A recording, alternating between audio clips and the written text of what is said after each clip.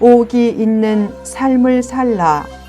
첫 번째, 시편 102편 1절에서 14절 말씀. 찬란한 꿈과 비전을 가지라. 열왕기하 11장에 나오는 제사장 여호야다는 유다의 8대 왕인 요아스가 40년을 통치하다가 신복들의 배반으로 죽기 얼마 전인 130세에 죽었다. 너무 고령이어서 잘못된 기록이란 견해도 있지만 그 기록이 사실이라면 여호야다가 7세 된 요아스의 왕정 복위 거사를 일으킨 때는 약 90세가 된다. 그 거사의 꿈은 84세에 아달랴가 왕손들을 다 죽일 때 간신히 구출된 갓난아기 요아스를 성전에서 은밀히 키우면서 품었다.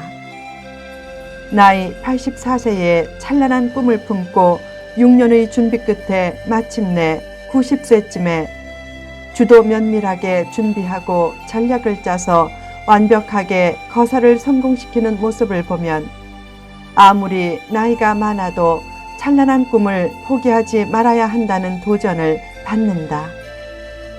찬란한 꿈은 치매를 막아주고 지혜를 가져다주며 건강과 장수의 축복도 준다. 필자는 오래전부터 문서 선교의 찬란한 비전을 품었다.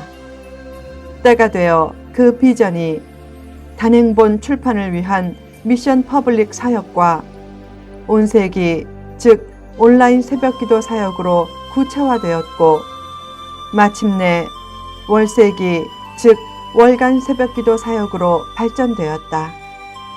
더 나아가 문서를 통한 세계 선교의 비전을 이룰 수 있도록 월세기 영업한 사역을 위해 기도하고 있고 네트 영어를 통해 나눔의 모델이 되고 세계 선교를 뒷받침하려는 찬란한 비전도 품고 있다. 성경 강해도 현재까지 42세트를 완성했다.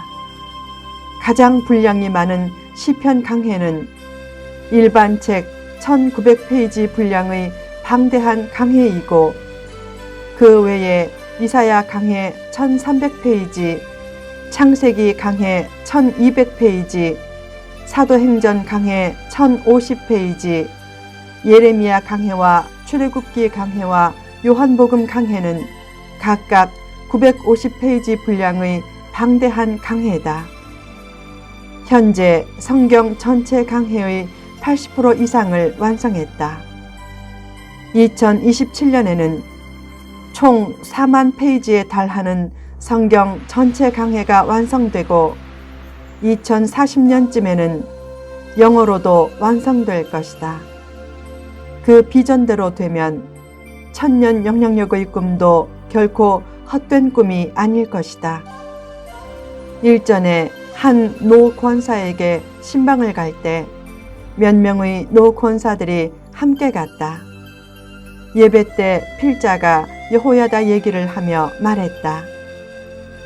권사님들 모두 건강과 장수의 축복을 받아 천국에 가기 전에 저희 문서 선교 사역이 멋지게 열매를 맺고 세계 선교의 비전도 아름답게 이루어지는 모습을 보고 싶다는 강렬한 소원을 가지세요. 천국에 가기 전에 아기 예수님을 보고 싶다는 시므온과 안나의 간절한 소원이 이루어졌듯이 찬란한 꿈과 비전의 성취를 보고 싶다는 강렬한 소원을 가지면 하나님이 그 소원을 이룰 수 있도록 건강과 장수와 재정의 축복도 주실 것이다. 인생은 문제와 상처의 연속이다. 때로는 상처가 너무 커서 친구나 교회도 위로가 되지 않고 하나님도 멀리 계신 것 같다. 그러다가 어느 때 갑자기 성령님이 임하면 어떤 깨달음을 얻고 절망이 희망으로 변하는 체험을 한다. 그런 은혜가 없다면 삶이 얼마나 고되겠는가. 성령님은 선물을 주시기도 하지만 성령님 자신이 최상의 선물이다. 그런 성령님의 임재와 위로로 찬란한 꿈과 비전을 회복하고 복된 삶을 향해 나아가라. 다윗이 복된 존재가 될 수 있었던 것은 고난 중에 기도하면서 절망적인 고백을 희망적인 고백으로 만들었기 때문이다.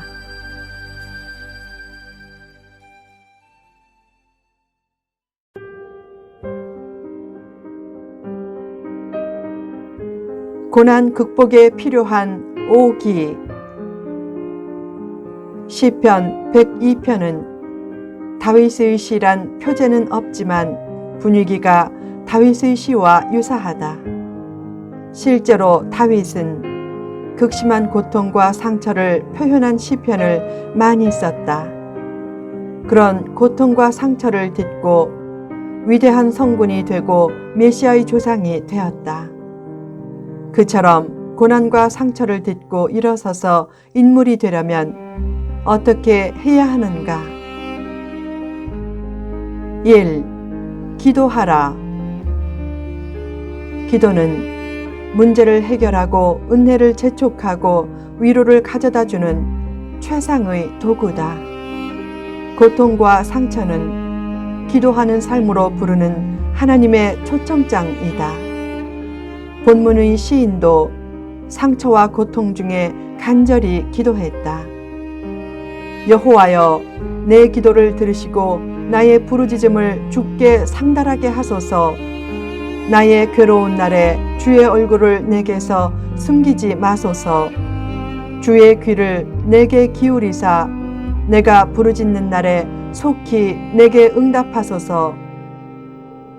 다윗은 기도하면서 본문 3절부터 11절에서 자신의 아픔과 상처를 토로했다. 그러자 바로 다음에 나오는 12절부터 분위기가 반전되는 고백이 나왔다. 간절히 기도하면 환경의 변화 전에 자신이 먼저 변화되면서 입술의 고백도 달라지고 얼굴 표정도 달라진다. 그때 절망적인 고백과 기운이 사라지고 희망적인 고백과 기운이 펼쳐지면서 자신이 원하는 응답 이상의 최상의 응답이 주어진다. 대학 졸업을 앞둔 1984년에 필자는 그 전까지 약 5년간 형식적인 교인으로 있다가 그해 여름 수련회를 통해 은혜를 받고 그때부터 눈물로 매일 새벽 기도를 했다. 그 후 반년간 거의 매일 기도 중에 은혜를 체험했다. 필자는 눈치도 없고 계산도 느리고 앞날을 챙기는 계획성도 부족한 편이다. 게다가 약점과 허물도 많다. 그래도 사고 많은 세상에서 하나님이 지금까지 지켜주시고 때를 따라 풍성한 은혜를 주신 것을 생각하면 가끔 눈물로 기도하던 젊은 날의 기도를 하나님께서 기억해 주시고 이렇게 지켜주시는 것 같다 라는 생각이 든다. 그때의 기도 중에는 바르지 못한 기복적인 내용들도 있었다. 그런 기도는 아무리 간절히 기도해도 응답되지 않았다. 지금 와서 생각하면 그때 그런 기도들을 들어주시지 않은 것이 결국은 최상으로 들어주신 것이었다. 기도 내용도 중요하지만 기도하는 삶과 기도하는 자세도 중요하다. 겸손하고 깨끗한 마음으로 꾸준히 기도하면 하나님은 기도 내용까지 바르게 자동으로 보정해 주시면서 최상으로 응답해 주실 것이다. 2. 기억하라. 기도 중에 극심한 상처를 토로하던 시인은 본문 12절부터 갑자기 절망적인 고백을 끝내고 희망적인 고백을 했다. 여호와여, 주는 영원히 계시고 주에 대한 기억은 대대에 이르리이다. 왜 그의 절망적인 고백이 갑자기 희망적인 고백으로 바뀌었는가? 기도하면서 영원하신 하나님이 그때까지 자신을 지켜주신 것을 기억해냈기 때문이다. 하나님이 지금도 살아계시고 지금까지 지켜주셨다는 사실을 기억하면 큰 힘과 위로가 된다. 사람의 사랑은 변하지만 하나님의 사랑은 변하지 않는다. 사람은 힘들면 떠나지만 하나님은 힘들면 더 가까이 하신다. 그러므로 힘들 때마다 과거의 좋은 기억을 많이 떠올리고 특히 하나님의 살아계심과 하나님이 지금까지 지켜주셨음을 기억하라. 그러면 현재의 고통을 비교적 쉽게 이겨낼 수 있다. 필자가 미국에서 유학할 때 처음 1년은 심한 외로움에 젖어 있었다. 가족도 없고 친구도 없고 재정도 없어서 더 외로움을 느꼈다. 뉴욕의 플러싱에서 하늘을 나는 비행기를 보면 늘 이런 생각을 했다. 저 비행기를 타면 16시간이면 한국을 가는데 그처럼 심하게 외로움을 타며 지냈지만 그때 오히려 성령님이 더 가까이 해주셨다. 어느 날 한국일보 미주판 신문 광고를 보고 월세 300불에 3층 다락방 하나를 계약을 했다. 그리고 입주를 약속했던 날 밤에 무작정 이민 가방 2개를 들고 입주했는데 이틀 후에 그 새든 집이 개척절인 것을 알게 되었다. 집 입구로 나가보니까 절 간판이 붙어 있었다. 세계 선교의 꿈을 품고 미국 유학까지 온 신학생이 절에서 월세를 살게 되는 기묘한 상황이 펼쳐진 것이다. 얼마나 계획도 없고 대책도 없고 눈치도 없는 모습인가. 그렇게 살면서 지금까지 잘 사는 것도 하나님의 은혜다. 후편에 계속됩니다.